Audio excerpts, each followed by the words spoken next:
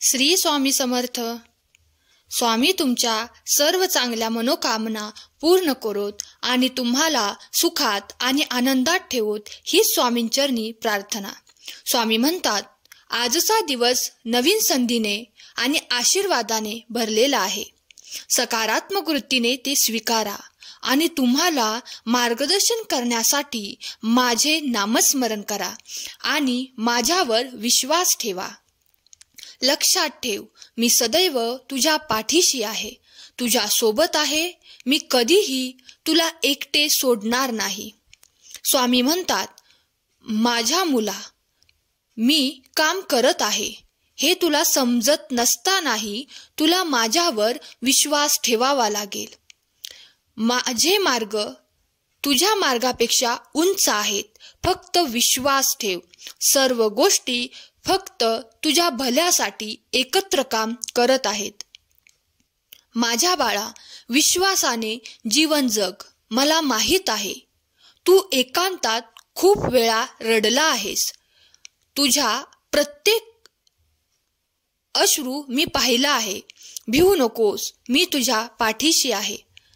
माझी वाट पाहत रहा. माझे तुझ्यावर प्रेम आहे. शांत रहा आणि मी देव आहे हे जाणून घे. जेव्हा तुम्हाला अशक्त वाटत असेल तेव्हा शक्तीसाठी मला हाक मार.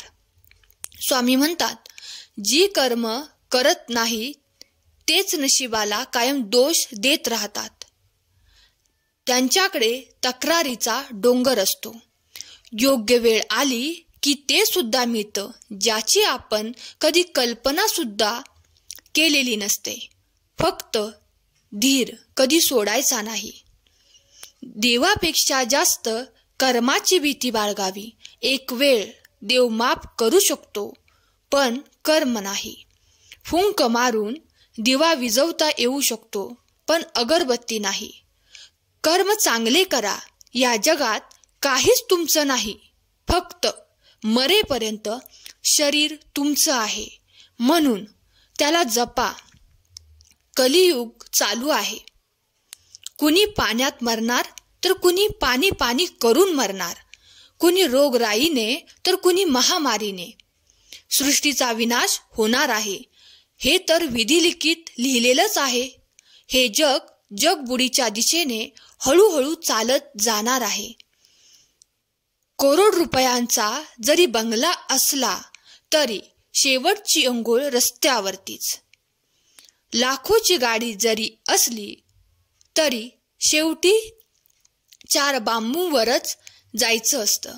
कितीही सोनं असलं तरी शेवटी तोंडात फुटकाच मणी.